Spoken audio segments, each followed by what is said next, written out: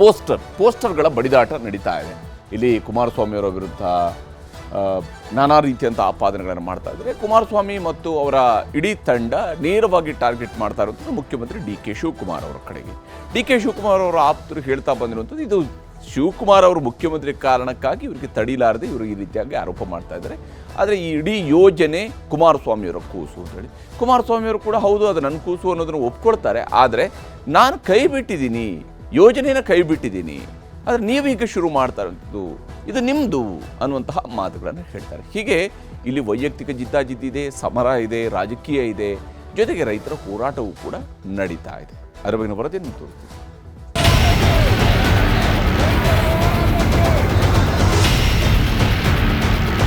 ಕುಮಾರಸ್ವಾಮಿ ಅವರು ಕ್ಷಮಾಪಣೆ ಕೇಳಬೇಕು ಸಾರ್ವಜನಿಕವಾಗಿ, ಇಲ್ಲಾಂದ್ರೆ ಇನ್ಫಾರ್ಮೇಶನ್ ಕೇಸ್ ಹಾಕಿ ಕಡಿವಾಣ ಹಾಕಕ್ಕಾಗಲ್ವ? ನೀವು ಏನು ನಡೀತಾ ಇದೆ? ಏನು ತಿಳುವಳಿಕೆ ಬರ್ತಾರ? ಬಿಡದಿ ಟೌನ್ಶಿಪ್ ಕದನ ದಿನೇ ದಿನೇ ಹೊಸ ಸ್ವರೂಪ ಪಡೆದುಕೊಳ್ಳುತ್ತಿದೆ. ಈವರೆಗೆ ಸರ್ಕಾರ ಮತ್ತು ಬಿಡದಿ ರೈತರ ಮಧ್ಯೆ ಹೋರಾಟ ನಡೆಯುತ್ತಿತ್ತು. ರೈತರ ಹೋರಾಟದ ಪರವಾಗಿ ಕೇಂದ್ರ ಸಚಿವ ಎಚ್.ಡಿ. ಕುಮಾರಸ್ವಾಮಿ ಅಖಾಡಕ್ಕಿಳಿದಿದ್ರು. ಆದರೆ ಇದೀಗ ಹೋರಾಟದ ವರಸೆಗೆ ಎಚ್.ಡಿ. ಕುಮಾರಸ್ವಾಮಿ ಕುಟುಂಬದ ವೈಯಕ್ತಿಕ ಆಸ್ತಿಪಾಸ್ತಿ ವಿರುದ್ಧವೇ ಶುರುವಾಗಿದೆ. ನಿನ್ನೆ ವಿಜಯಪುರದಲ್ಲಿ ಮಾತನಾಡಿದ್ದ ಸಚಿವ ಎಂ.ಬಿ. ಪಾಟೀಲ್, ಬಿಡದಿಯಲ್ಲಿ ಎಚ್.ಡಿ.ಕೆ ಕುಟುಂಬ 100 ಎಕರೆ ಜಮೀನು ಹೊಂದಿದೆ ಅಂತ ಹೇಳಿದ್ರು.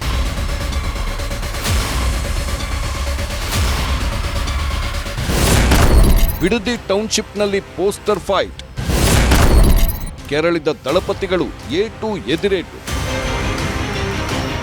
ಸರ್ಕಾರ ಟೌನ್ಶಿಪ್ ಯೋಜನೆ ಕೈಬಿಟ್ರೆ ತಮ್ಮ ಆಸ್ತಿಯನ್ನ ಸಾರ್ವಜನಿಕ ಬಳಕೆಗೆ ಬಿಡೋದಾಗಿ ನಿಖಿಲ್ ಕುಮಾರಸ್ವಾಮಿ ಹೇಳಿದ್ರು. ಬಿಡದಿ ಭಾಗದಲ್ಲಿ ತಮ್ಮ ತಾಯಿ ಹೆಸರಲ್ಲಿರೋ 27 ಎಕರೆ ಭೂಮಿ ಸೇರಿಸಿ ತಮ್ಮ ಹೆಸರಿನಲ್ಲಿರೋ 5 ಎಕರೆ ಭೂಮಿಯನ್ನ ಶಾಲೆ, ಆಸ್ಪತ್ರೆ, ಕ್ರೀಡಾಂಗಣ ಸೇರಿದಂತೆ ಸಾರ್ವಜನಿಕ ಉಪಯೋಗಕ್ಕೆ ನೀಡ್ತೀನಿ ಅಂತ ಪ್ರತಿಭಟನಾ ಸಮಾವೇಶದ ವೇಳೆ ಘೋಷಣೆ ಮಾಡಿದ್ರು. ಈ ವಿಚಾರಕ್ಕೆ ಸಂಬಂಧಿಸಿದಂತೆ ಬೈರಮಂಗಲ ಸುತ್ತಮುತ್ತ ಕಾಂಗ್ರೆಸ್ ಕಾರ್ಯಕರ್ತರು ಪೋಸ್ಟರ್ ಅಂಟಿಸಿದ್ದಾರೆ. ಈ ಪೋಸ್ಟರ್ನಲ್ಲಿ ಕುಮಾರಸ್ವಾಮಿ ಕುಟುಂಬದ ಜಮೀನು ವಿಚಾರವಾಗಿ ಉಲ್ಲೇಖ ಮಾಡಿ ಲೇವಡಿ ಮಾಡಲಾಗಿದೆ. ಇದು ನಿಖಿಲ್ ಕುಮಾರಸ್ವಾಮಿ ಸೇರಿದಂತೆ ಜೆಡಿಎಸ್ ನಾಯಕರನ್ನ ಕೆರಳುವಂತೆ ಮಾಡಿದೆ. ನಿಖಿಲ್ ಕುಮಾರಸ್ವಾಮಿ ಮತ್ತೆ ಅನಿತಾ ಕುಮಾರಸ್ವಾಮಿಯ ಒಂದು ಹೆಸರಲ್ಲಿ ಇರತಕ್ಕಂಥ ಕೃಷಿ ಭೂಮಿಯಲ್ಲಿ, ಆ ಕೃಷಿ ಭೂಮಿಯಲ್ಲಿ ಒಂದು ಶಾಲೆಯನ್ನು ಓಪನ್ ಮಾಡ್ತಾನೆ, ಒಂದು ಆಸ್ಪತ್ರೆಯನ್ನು ನಿರ್ಮಾಣ ಮಾಡ್ತಾನೆ. ಅನಿತಾ ಕುಮಾರಸ್ವಾಮಿ ಅವ್ರದ್ದು 100 ಎಕರೆ ಇದೆ ಅಂತ ಗೊತ್ತಿಲ್ಲ ಅಂತ ಅಂದ್ರೆ ನನ್ನ ಹೆಂಡತಿ 100 ಎಕರೆ ತಗೊಂಡ್ರೆ ನನಗೆ ಅದು ಅಷ್ಟೆಲ್ಲ ಗೊತ್ತಿರಂಗಿಲ್ಲ ಅಂದರೆ ಭಾಳ ಕಷ್ಟ ಬರಲ್ಲ. ಈ ಬಗ್ಗೆ ಎಕ್ಸ್ನಲ್ಲಿ ಪೋಸ್ಟ್ ಮಾಡಿರೋ ನಿಖಿಲ್ ತಾಯಿ ಅನಿತಾ ಕುಮಾರಸ್ವಾಮಿ, ಕಾಂಗ್ರೆಸ್ಸಿಗರು ಇಲ್ಲ ಸಲ್ಲದ ವೈಯಕ್ತಿಕ ವಿಚಾರ ಚರ್ಚಿಸುವ ಕೀಳು ಮಟ್ಟಕ್ಕೆ ಹೋಗಬಾರದು ಅಂತ ತೀಕ್ಷ್ಣವಾಗಿ ಅಸಮಾಧಾನ ಹೊರಹಾಕಿದ್ದಾರೆ. ನನ್ನ ಹೆಸರಲ್ಲಿರೋದು 32 ಎಕರೆ ಜಮೀನು. ಸಚಿವರಾದ ಶ್ರೀ ಎಂ.ಬಿ. ಪಾಟೀಲ್ ಅವರು ಹೇಳಿರುವಂತೆ 100 ಎಕರೆ ಅಲ್ಲ. ರಾಜಕೀಯ ದುರುದ್ದೇಶಕ್ಕಾಗಿ ಮನೆಯವರನ್ನ ಎಳೆದು ತಂದು ಸುಳ್ಳು ಪ್ರಚಾರ ಮಾಡುವುದು ಯಾರಿಗೂ ಶೋಭೆ ತರೋದಿಲ್ಲ. ವೈಯಕ್ತಿಕ ವಿಚಾರಗಳ ಬಗ್ಗೆ ಚರ್ಚಿಸುವ ಕೀಳು ಮಟ್ಟಕ್ಕೆ ಯಾರೂ ಹೋಗಬಾರದು. ಅನಗತ್ಯವಾಗಿ ನನ್ನ ಬಗ್ಗೆ, ನನ್ನ ಕುಟುಂಬದ ಕುರಿತು ಇಲ್ಲ ಸಲ್ಲದ ಆರೋಪ ಮಾಡಿದರೆ ಕಾನೂನು ಮೂಲಕ ಅಂತವರಿಗೆ ಉತ್ತರವನ್ನ ಕೊಡುತ್ತೇನೆ. ಇದರ ಜೊತೆಗೆ ನಿಖಿಲ್ ಕುಮಾರಸ್ವಾಮಿ ಕೂಡ ಕೆರಳಿ ಕೆಂಡವಾಗಿದ್ದಾರೆ. ಎಂ.ಬಿ. ಪಾಟೀಲ್ ಹೇಳಿರುವಂತೆ 100 ಎಕರೆ ಆಸ್ತಿ ಇಲ್ಲ. ಈ ರೀತಿ ಅನಗತ್ಯ ವಿಚಾರಗಳಲ್ಲಿ ನಮ್ಮನ್ನ ಎಳೆದ್ರೆ ಅದಕ್ಕೆ ಕಾನೂನು ಪ್ರಕಾರ ಉತ್ತರ ಕೊಡ್ತೀವಿ ಅಂತ ನಿಖಿಲ್ ಕುಮಾರಸ್ವಾಮಿ ಸೇರಿದಂತೆ ಜೆಡಿಎಸ್ ನಾಯಕರು ಎಚ್ಚರಿಕೆ ಕೊಟ್ಟರು. ಮುಖ್ಯಮಂತ್ರಿಗಳಿಗೆ ಹೇಳ್ತಾ ಇದ್ದೇನೆ, ಇಲ್ಲಿಂದಿಲ್ಲೇ ಈ ಪ್ರಾಜೆಕ್ಟ್ ಅನ್ನ ಕೈ ಬಿಡಿ. ನಿಖಿಲ್ ಕುಮಾರಸ್ವಾಮಿ ಮತ್ತೆ ಅನಿತಾ ಕುಮಾರಸ್ವಾಮಿಯ ಒಂದು ಹೆಸರಲ್ಲಿ ಇರ್ತಕ್ಕಂಥ ಕೃಷಿ ಭೂಮಿಯಲ್ಲಿ ಇಲ್ಲಿರ್ತಕ್ಕಂಥ ನಮ್ಮ ಭವಿಷ್ಯದ, ನಮ್ಮ ಭಾರತ ದೇಶದ, ನಮ್ಮ ಕನ್ನಡ ನಾಡಿನ ಭವಿಷ್ಯದ, ನಮ್ಮ ಮಕ್ಕಳ ಭವಿಷ್ಯವನ್ನು ರೂಪಿಸ್ತಕ್ಕಂಥದಕ್ಕೆ ಆ ಕೃಷಿ ಭೂಮಿಯಲ್ಲಿ ಒಂದು ಶಾಲೆಯನ್ನ ಓಪನ್ ಮಾಡ್ತಾನೆ, ಒಂದು ಆಸ್ಪತ್ರೆಯನ್ನು ನಿರ್ಮಾಣ ಮಾಡ್ತಾನೆ. ಯಾರು ₹1 ದುಡ್ಡು ಕೊಡಬೇಡಿ. ಉಚಿತವಾದಂತ ಶಿಕ್ಷಣ ಕೊಡ್ತೇನೆ, ಉಚಿತವಾದಂತ ಆರೋಗ್ಯ ಸೇವೆಯನ್ನ ಕೊಡ್ತೇವೆ. ರಾಜಕೀಯ ನಿಲುವು ಸುಮ್ಮನೆ ಡಿ ಕೆ ಶಿವಕುಮಾರ್ ಮಾಡ್ತಾ ಇದ್ದಾರೆ ಅಂತೇಳಿ ಮುಖ್ಯಮಂತ್ರಿಗಳು, ಅದು ತಮ್ಮ ಜಿದ್ದಾಜಿದ್ದಿ ವೈಯಕ್ತಿಕ ದ್ವೇಷ. ಇದು ಮತ್ತು ಇನ್ನೊಂದು ಮಾಹಿತಿ ಹೊರಗೆ ಬಂದಿದೆಯಲ್ಲ, ಅನಿತಾ ಕುಮಾರಸ್ವಾಮಿ ಅವ್ರದ್ದು 100 ಎಕರೆ ಇದೆ ಅಂತೇಳಿ ಗೊತ್ತಿಲ್ಲ ಅಂತಂದರೆ, ನನ್ನ ಹೆಂಡತಿ 100 ಎಕರೆ ತೊಗೊಂಡ್ರೆ ನನಗೆ ಅದು ಅಷ್ಟೆಲ್ಲ ಗೊತ್ತಿರಂಗಿಲ್ಲ ಅಂದರೆ ಭಾಳ ಕಷ್ಟಪ್ಪ. ಇದು ನಮ್ಮ ಮನೆಗಂತೂ ಭಾಳ ಡಿಫಿಕಲ್ಟ್ ಅದ. ಅವ್ರ ಮನೇಲಿ ಏನಿದೆ ವೈಯಕ್ತಿಕ ನಾನು ಮಾತಾಡೋಕ್ಕೆ ಹೋಗೋದಿಲ್ಲ ಏನ್ರಿ. ಬಟ್ ಇದೆಲ್ಲನೂ ಅವರಿಂದ ಪ್ರಾರಂಭ ಆಗಿದ್ದು, ಸುಮ್ಮನೆ ರಾಜಕೀಯ ಬರೆಸ್ತಾ ಇದ್ದಾರೆ. ಎಂ ಬಿ ಪಾಟೀಲು ಆ ಮನುಷ್ಯ ವಿದ್ಯಾವಂತ ಅಂತ ಅಂದ್ಕೊಂಡಿದ್ದೆ, ಸಂಭಾವಿತ ಅಂತ ಅಂದ್ಕೊಂಡಿದ್ದೆ. ಆದರೆ ಆತ ಮಾತಾಡಿರುವಂಥ ಮಾತುಗಳಿದೆಯಲ್ಲ, ಯಾವ ಡೀಟೇಲ್ಸ್ನ ಕಲೆಕ್ಟ್ ಮಾಡ್ಕೊಂಡು ಮಾತಾಡಬೇಕಾಗಿರ್ತಕ್ಕಂಥ ಮಂತ್ರಿಗಳು 100 ಎಕರೆ ಜಾಗ ಐತೆ ಅಂತಾರಲ್ಲ ಆ ಪ್ರದೇಶದಲ್ಲಿ, ಎಂ ಬಿ ಪಾಟೀಲ್ರು ಅದನ್ನೇನಾರು ಸಾಬೀತು ಮಾಡಿಬಿಟ್ರೆ ನಾವು ತಲೆಬಾಗ್ಬಿಡ್ತೀವಿ. ಇಲ್ಲ ಅಂದರೆ ಎಂ ಬಿ ಪಾಟೀಲ್ರು ಅವ್ರು ಕೊಟ್ಟಿರೋಂಥ ಹೇಳಿಕೆಗೆ ಇವತ್ತು ಕ್ಷಮಾಪಣೆ ಕೇಳಬೇಕು ಸಾರ್ವಜನಿಕವಾಗಿ, ಇಲ್ಲ ಅಂದರೆ ಡಿಫಾಮೇಷನ್ ಕೇಸ್ ಹಾಕ್ತೀವಿ. ಇನ್ನು ಮತ್ತೊಂದೆಡೆ ಮಾಗಡಿ ಮಾಜಿ ಶಾಸಕ ಎ ಮಂಜುನಾಥ್ ಕೂಡ ಪೋಸ್ಟರ್ ಹಾಗೂ ಸಚಿವ ಎಂ ಬಿ ಪಾಟೀಲ್ ಮಾತಿನ ವಿರುದ್ಧ ಗುಡುಗಿದ್ದಾರೆ. ನಾನು ಎಂ ಬಿ ಪಾಟೀಲ್ ಸಾಹೇಬ್ರೆ, ಪಾಪ ಯಾರೋ ಈ ಪೋಲಿ ಪಕ್ಕಾಲಿಗಳು ಮಾತಾಡಿದ್ರು ಅಂತ ನೀವ್ಯಾಕೆ ನಿಂಬಾಯಿನ ಹೊಲ್ಸ್ ಮಾಡ್ಕತ್ತೀರಿ? ನಿಂಬಾಯ ಹೊಲ್ಸ್ ಮಾಡ್ಕೊತಾ ಇದ್ದೀರಿ ಸ್ವಾಮಿ? ಇವ್ರ್ಯಾರೋ ಪೋಲಿ ಪಕ್ಕಾಲಿಗಳು ಹೇಳ್ತಾರೆ, ಆದಿ ಬೀದಿಲಿ ಹೇಳ್ತಾರೆ ಅಂತ. ಸರ್ಕಾರಕ್ಕೆ DC ಕಚೇರಿ ಮುಂದೆ ಅಂಟಿಸ್ತೀವಿ, SP ಕಚೇರಿ ಮುಂದೆ ಅಂಟಿಸ್ತೀವಿ. ಅದೇನ್ ಕಾನೂನು ತಗೋತಿರೋ ಅದೆಲ್ಲಿ ನಮ್ ಜೈಲ್ಗೆ ಹಾಕ್ತಿರೋ ಹಾಕಿ, ನೀವು ಯಾವ ಕೇಸ್ ಹಾಕ್ತಿರೋ. ಇದನ್ನು ಕಡಿವಾಣ ಹಾಕಕ್ಕಾಗಲ್ವಾ ನೀವು? ನಾವು ಡೇ 1 ಪೊಲೀಸ್ ಕಂಪ್ಲೇಂಟ್ ಕೊಟ್ಟಿಲ್ವಾ? ಏನ್ ನಡೀತಾ ಇದೆ ಇಲ್ಲಿ? ಏನ್ ತುಘಲಕ್ ದರ್ಬಾರ? ಇನ್ನು ಜೆಡಿಎಸ್ ನಾಯಕರು ಕೆರಳಿ ಕೆಂಡವಾಗ್ತಿದ್ದಂತೆ ಸಚಿವ ಎಂ ಬಿ ಪಾಟೀಲ್ ಪ್ರತಿಕ್ರಿಯಿಸಿದ್ದಾರೆ. ಬಿಡದಿಯಲ್ಲಿ ನನ್ನ ಪತ್ನಿ ಜಮೀನಿದೆ ಎಂದು ಕುಮಾರಸ್ವಾಮಿ ಅವರೇ ಈ ಹಿಂದೆ ಹೇಳಿದ್ದರು. ಅನಿತಾ ಕುಮಾರಸ್ವಾಮಿ ಅವರ ಜಮೀನು ಇಲ್ಲದಿದ್ದರೆ ಸ್ಪಷ್ಟೀಕರಣ ನೀಡಬೇಕಿತ್ತು. ಅನಿತಾ ಕುಮಾರಸ್ವಾಮಿ ಅವರ ಮೇಲೆ ನನಗೆ ವೈಯಕ್ತಿಕ ದ್ವೇಷವಿಲ್ಲ. ಇಷ್ಟಾಗಿಯೂ ನನ್ನ ಮಾತಿನಿಂದ ಅವರಿಗೆ ನೋವಾಗಿದ್ದರೆ ವಿಷಾದ ವ್ಯಕ್ತಪಡಿಸುವೆ. ಆದರೆ ಕುಮಾರಸ್ವಾಮಿ ಮಾತ್ರ ಬಿಡದಿ ವಿಚಾರದಲ್ಲಿ ರಾಜಕೀಯ ಮಾಡುತ್ತಿರೋದು ಸತ್ಯ ಅಂತ ಸಮಾಧಾನ ಹೇಳುತ್ತಲೇ ಕುಟುಕಿದ್ರು. ನಾನೇನು ವೈಯಕ್ತಿಕವಾಗಿ ಯಾರಿಗೆ ನಾನು ದ್ವೇಷ ಮಾಡುವಂಥ ಪ್ರಶ್ನೆ ಬರೋದು, ಅದರಾಗಿ ಹೆಣ್ಮಕ್ಳಿಗೆ ವಿಶೇಷವಾಗಿ ತುಂಬ ಸಹ ಅಂತ ಕುಮಾರಸ್ವಾಮಿ ಅವರು ಭೂಮಿ ನಂದಿಲ್ಲ ಇಲ್ಲಿ ಅಂತಂದ್ರೆ ಮುಗಿದೋಗ್ತದೆ. There ends the matter. ಹಿಂದೆ ಅದು ನನಗೆ ಗೊತ್ತಿಲ್ಲ, ಹಿಂದೆ ಅದು ಮಾಧ್ಯಮದಲ್ಲಿ ಬಂದಿತ್ತು. ಮಾಧ್ಯಮದಲ್ಲಿ ಬಂದು ಕುಮಾರಸ್ವಾಮಿ ಅವರು ನನಗೆ ಗೊತ್ತಿಲ್ಲ, ನಮ್ಮ ಧರ್ಮಪತ್ನಿಯವ್ರದ್ದು ಲ್ಯಾಂಡ್ ತೊಗೊಂಡಿದ್ದಾರೆ ಬಿಟ್ಟಿದ್ದಾರೆ ನನಗೆ ಗೊತ್ತಿಲ್ಲ ಅಂತ ಹೇಳಿದರು. ಹಾಗಾಗಿ ನಾನು ಆ ವಿಚಾರವನ್ನು ಇವತ್ತೊಂದು ದಿವಸ ಎತ್ತಿದ್ದೇವೆ. ಹಾಗೇನಾದರೂ ಇಷ್ಟಕ್ಕೂ ಕೂಡ ಅವ್ರ ಜಮೀನಿಗೆ ಇರ್ದಿದ್ರೆ, ಅವ್ರ ಮನಸ್ಸಿಗೆ ನೋವಾಗಿದ್ದರೆ ವಿಷಾದ ವ್ಯಕ್ತಪಡಿಸ್ತೀವಿ. ಅದಕ್ಕೆ 20 ವರ್ಷದಿಂದ ನಡ್ಕೊಂಡು ಬಂದಿದೆ. 20 ವರ್ಷದಲ್ಲಿ ಎಲ್ಲ ರಾಜಕೀಯ ಪಕ್ಷಗಳು, ಕಾಂಗ್ರೆಸ್ಸು, ಜನತಾದಳ, BJP ಎಲ್ಲರೂ ಕೂಡ ಇವತ್ತೊಂದು ದಿವಸ ಅದರಲ್ಲಿ ಆಡಳಿತದಾಗಿದ್ದರು. ಅದನ್ನು ಪ್ರಾರಂಭ ಮಾಡಿದ್ದೇ ಇವತ್ತೊಂದು ದಿವಸ 2006ರಲ್ಲಿ SD ಕುಮಾರಸ್ವಾಮಿ ಅವರು ಬಿಡದಿ ಟೌನ್ಶಿಪ್ ಸಲುವಾಗಿ. ಇದು ಜಿದ್ದಾಜಿದ್ದ ರಾಜಕಾರಣ. ಇವತ್ತೊಂದು ದಿವಸ DK ಶಿವಕುಮಾರ್ ಅವರು ಮುಖ್ಯಮಂತ್ರಿಗಳಾಗಿ ಇವತ್ತು ಆಗೋದ್ರಿಂದ ಜನತಾದಳದವರು ಇದೊಂದು ರಾಜಕೀಯ ಇದನ್ನೊಂದು ಬೇಳೆ ಬೇಯಿಸ್ಕೊಳ್ಳೋಕ್ಕೆ ಕೆಲಸವನ್ನು ಮಾಡ್ತಾರೆ. ತಾವು ಅಧಿಕಾರದಾಗ ಕುಮಾರಸ್ವಾಮಿ ಅವರು ಬಿಡ್ಬೋದಾಗಿತ್ತಲ್ಲ ಅದನ್ನು. ನೋಡಿ ಅಂಥದ್ದು ಎಲ್ಲವೂ ಕೂಡ ಇಲ್ಲ ಇವತ್ತು ದಿವಸ. ಅಂದರೆ 2006ದಾಗ ಕುಮಾರಸ್ವಾಮಿ ಮಾಡಿದಾಗ ರಿಯಲ್ ಎಸ್ಟೇಟ್ ಅದೇನಾಗಿತ್ತಾ?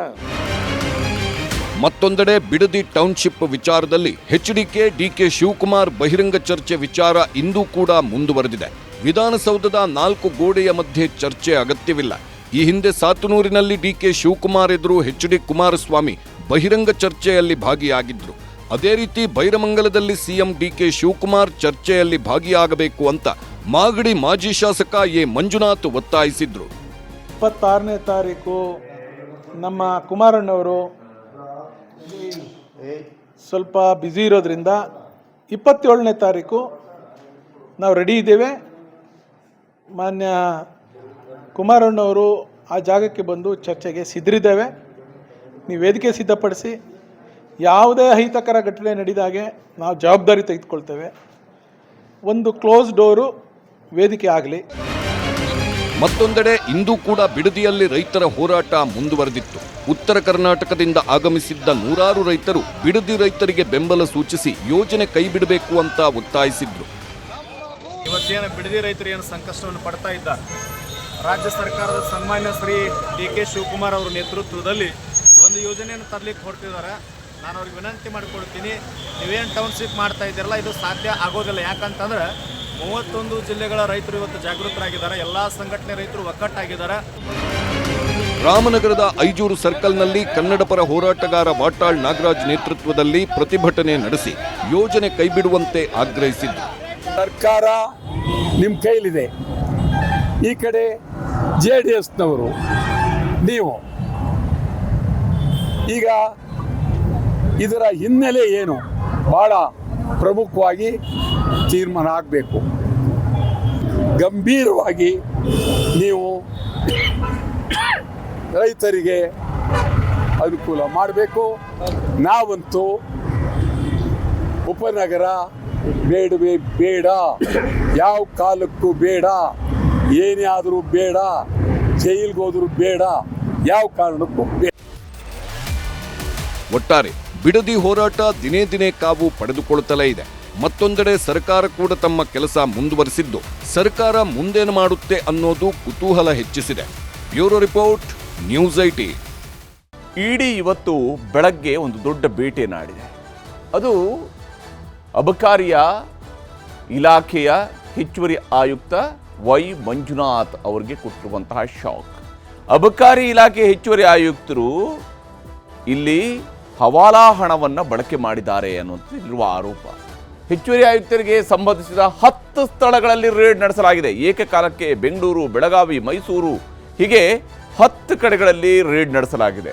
ಬೆಂಗಳೂರು, ಬೆಳಗಾವಿ, ಚಿಕ್ಕೋಡಿ, ಮೈಸೂರು ಬೇರೆ ಬೇರೆ ಕಡೆಗಳಲ್ಲಿ ದಾಳಿಯನ್ನು ನಡೆಸಿ ಮಂಜುನಾಥ್ ಅವರ ಆಪ್ತರು, ಸಂಬಂಧಿಕರ ಮೇಲೂ ಕೂಡ ದಾಳಿಗಳನ್ನು ನಡೆಸಲಾಗಿದೆ. ಹಣ ಟ್ರಾನ್ಸಾಕ್ಷನ್ ಆಗಿರೋದರ ಬಗ್ಗೆ ಇಡಿ ಖಚಿತ ಮಾಹಿತಿಯ ಮೇಲೆ ಈ ಒಂದು ದಾಳಿಯನ್ನು ನಡೆಸಿದೆ. ಹವಾಲಾ ವಿದೇಶಿ ಹಣದ ಲಿಂಕ್ ಆಧಾರದಲ್ಲಿ ದಾಳಿ ನಡೆಸಿ ತಪಾಸಣೆಯನ್ನು ಮಾಡಲಾಗಿದೆ. ಇವರ ಮನೆಗಳಲ್ಲಿ, ವಿಶೇಷವಾಗಿ ಬೆಂಗಳೂರಿನ ಫ್ಲಾಟ್ನಲ್ಲೂ ಕೂಡ ತಪಾಸಣೆಯನ್ನು ಮಾಡಿದ್ದಾರೆ. ಬೆಳಗಾವಿಯ ಟಿವಿ ಸೆಂಟರ್ನ ಮನೆಯಲ್ಲಿ ಚಿನ್ನಾಭರಣಗಳನ್ನು ಪತ್ತೆ ಹಚ್ಚಲಾಗಿದೆ. ಹಾಗೆ ಇಲ್ಲಿ ಮುಖ್ಯವಾಗಿರುವಂಥ ಆರೋಪ, ನೂರಾರು ಬಾರ್ ಲೈಸೆನ್ಸ್ಗಳನ್ನು ಇವರ ಮನೆಯಲ್ಲಿ ವಶಕ್ಕೆ ತೆಗೆದುಕೊಳ್ಳಲಾಗಿದೆ. ನೂರಾರು ಬಾರ್ ಲೈಸೆನ್ಸ್ಗಳನ್ನು ಯಾವ ಕಾರಣಕ್ಕೆ ಇವರು ತಮ್ಮ ಮನೆಯಲ್ಲಿ ತೆಗೆದುಕೊಂಡು ಹೋಗಿ ಇಟ್ಕೊಂಡಿದ್ರು, ಇದರಲ್ಲಿರುವ ಪ್ರಶ್ನೆ. ಅದನ್ನು ಪತ್ತೆ ಹಚ್ಚುವಂತಹ ಕೆಲಸವನ್ನು ಇಡಿ ತಂಡ ಮಾಡಿದೆ. ಹಾಗೆಯೇ ಯಾರಿವರು, ಯಾವ ಕಾರಣಕ್ಕಾಗಿ ದಾಳಿ ಆಗಿದೆ ಅನ್ನೋದು ನಾವು ಗಮನಿಸಬೇಕು. ಸಚಿವ ಜಾರಕಿಹೊಳಿ ಅವರ ಸಂಬಂಧಿಕ, ಅಷ್ಟೇ ಅಲ್ಲದೆ ಮಂಜುನಾಥ್ ಬಳ್ಳಾರಿಯ ಮಾಜಿ ಸಂಸದ, ಬಿಜೆಪಿಯ ದೇವೇಂದ್ರಪ್ಪ ಅವರ ಮಗ, ಸಚಿವರ ಬಾಮೈದ ಹಾಗೂ ಮಾಜಿ ಸಂಸದರ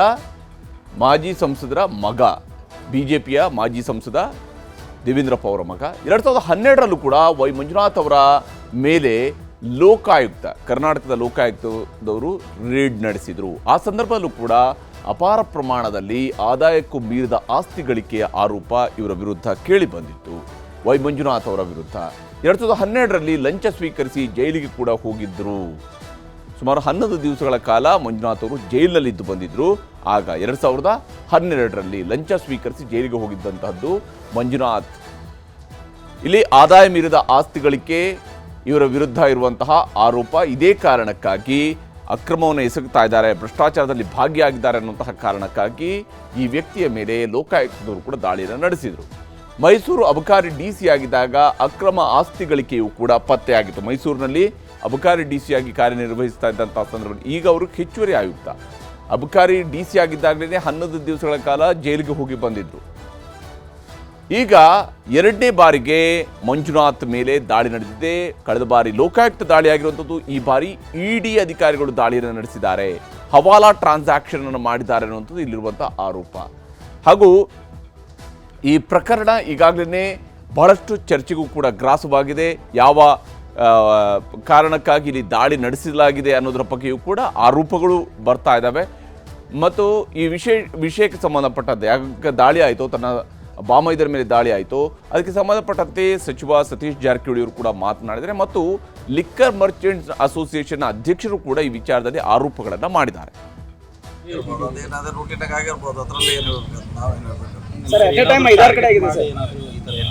ಗೊತ್ತಿಲ್ಲ, ಅದು ಇನ್ನೂ ಇನ್ವೆಸ್ಟಿಗೇಷನ್ ಆಗಬೇಕು. ಎದಕ್ಕೆ ಮಾಡಿದ್ದಾರೆ ಏನು ನಮಗೂ ಗೊತ್ತಿಲ್ಲ. ಅದು ಹೊರಗೆ ಬಂದ್ಮೇಲೆ ಗೊತ್ತಾಗಲ್ಲ ಎದಕ್ಕೆ ಮಾಡಿದ್ದಾರೆ ಅಂತ.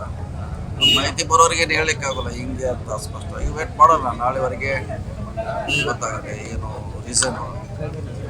ಆವಾಗ ಅದಕ್ಕೆ ಏನಾದ ಹೇಳಲಿಕ್ಕೆ ಅನುಕೂಲ ಆಗ್ತದೆ. ನಿಮ್ಮ ಬಾಮೈದ ಬೇರೆ ಸರ್ ಅವರು ಇರ್ಬೋದು, ಅದು ನೋಡೋಣ. ಮಾಹಿತಿ ಬರದೆ ಏನು ಹೇಳಲಿಕ್ಕೆ ಆಗಲ್ಲ. ಯಾವ ರೀಸನ್ಗೆ ಅವರು ರೇಡ್ ಮಾಡಿದ್ದಾರೆ, ಅವ್ರು ಏನು ಕೇಳಿದ್ದಾರೆ ದಾಖಲೆ, ಏನು ಅವ್ರು ಕೊಡಬೇಕು. ಮತ್ತೆ ನಾಳೆ ಮಟ್ಟ ವೇಟ್ ಮಾಡೋಣ. ಏನಂತ ಅರ್ಜೆಂಟ್ ಏನಿಲ್ಲ. ಈಗ ಹೆಂಗೆ ಹೇಳೋದಿಲ್ಲ, ನಾಳೆ ಬೇಕು. ರಾಜಕೀಯ ಐತೋ ಇಲ್ಲ ಅನ್ನೋದು ನಾಳೆ ಗೊತ್ತಾಗುತ್ತೆ, ಇವತ್ತು ಗೊತ್ತಾಗುತ್ತೆ. ಅವಾಗ ನಮ್ಮ ಜನತಾ ಬಜಾರ್ದು ಒಂದು ಲೈಸೆನ್ಸ್ ರಿನ್ಯೂವಲ್ ಆಗಬೇಕಾಗಿತ್ತು.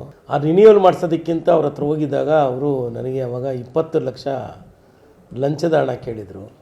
ಆಗ ನಾನು ಲೋಕಾಯುಕ್ತಕ್ಕೆ ಕಂಪ್ಲೇಂಟ್ ಕೊಟ್ಟಿದ್ದೆ. ಆ ಕಂಪ್ಲೇಂಟ್ ಮೇಲೆ ಅವರು ಬಂದು ರೇಡ್ ಮಾಡಿದಾಗ ಮಂಜುನಾಥ್ ಅವರು ಮತ್ತು ಒಂದು 6-7 ಜನ ಇನ್ಸ್ಪೆಕ್ಟ್ರು, ಒಬ್ಬರು ಡೆಪ್ಟಿ, 2 ಗಾರ್ಡ್ಗಳೆಲ್ಲ ಆಗ ಅರೆಸ್ಟ್ ಆಗಿದ್ರು ಸರ್. ಅರೆಸ್ಟ್ ಆಗಿ ಹೆಚ್ಚು ಕಡಿಮೆ ಅವರು ಒಂದು 11 ದಿನ ಜೈಲಲ್ಲಿದ್ದರು ಸರ್. ಆಗ 11 ದಿನ ಅವರು ಜೈಲಲ್ಲಿದ್ದರು, ಆಮೇಲೆ ಬೇಲ್ ತಗೊಂಡು ಹೊರಗಡೆ ಬಂದರು.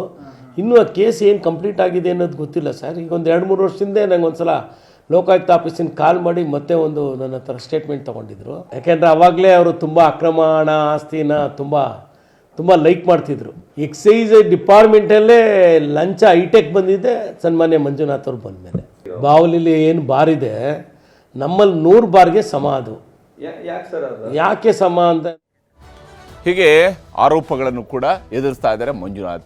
ಕೇವಲ ಮಂಜುನಾಥ್ ಮನೆ ಮೇಲೆ ಮಾತ್ರ ಅಲ್ಲ, ಇವತ್ತು ಮಂಜುನಾಥ್ ಅವರಿಗೆ ಸೇರಿರ್ತಕ್ಕಂತಹ ಅವರ ಆಪ್ತರಿಗೆ ಸೇರಿದಂತಹ ಮನೆಗಳ ಮೇಲೂ ಕೂಡ ದಾಳಿ ನಡೆಸಲಾಗಿದೆ. ಬೆಳಗಾವಿಯಲ್ಲಿ ನುರಾನಿ ಅವರ ರಿಯಲ್ ಎಸ್ಟೇಟ್ ಉದ್ಯಮಿಯಾಗಿರುವಂತಹ ನುರಾನಿ ಅವರ ಮನೆ ಮೇಲೆ ರೇಡ್ ನಡೆಸಲಾಗಿದೆ. ಹಾಗೆಯೇ ಚಿಕ್ಕೋಡಿಯಲ್ಲಿ ವಿಶ್ವನಾಥ್ ಗಾಣಿಗೇರ ಅಬಕಾರಿ DYSP ಅವರ ಮನೆ ಮೇಲೂ ಕೂಡ ಇವತ್ತು ದಾಳಿಯನ್ನು ನಡೆಸಲಾಗಿದೆ. ಇನ್ನು ಮೈಸೂರಿನಲ್ಲಿ ಯಮುನಾ ಅಬಕಾರಿ ಇನ್ಸ್ಪೆಕ್ಟರ್ ಆಗಿರ್ತಕ್ಕಂತಹ ಯಮುನಾ ಅವರ ಮನೆ ಮೇಲೂ ಕೂಡ ದಾಳಿಯನ್ನು ನಡೆಸಿದ್ದಾರೆ ED ಅಧಿಕಾರಿಗಳು. ಹೀಗೆ ಬೇರೆ ಬೇರೆ ಕಡೆಗಳಲ್ಲಿ ಇವತ್ತು ದಾಳಿಯನ್ನು ನಡೆಸಲಾಗಿದೆ. ತುಮಕೂರಿನಲ್ಲಿ ಸತೀಶ್ ಕಾಗಲಿ ಅಬಕಾರಿ SP ಇವರ ಮನೆ ಮೇಲೂ ಕೂಡ ದಾಳಿಯನ್ನು ನಡೆಸಲಾಗಿದೆ. ಆದರೆ ಈ ಇಡೀ ದಾಳಿಯ ನಂತರ ಏನೆಲ್ಲ ಸಿಗುತ್ತೆ ಅನ್ನೋದನ್ನು ಕೂಡ ನೋಡಬೇಕು. ED ಅಧಿಕಾರಿಗಳು ಏನೇನೆಲ್ಲ ಪತ್ತೆ ಹಚ್ಚುತ್ತಾರೆ ಅನ್ನೋದು ಕೂಡ ನೋಡಬೇಕಾಗಿದೆ.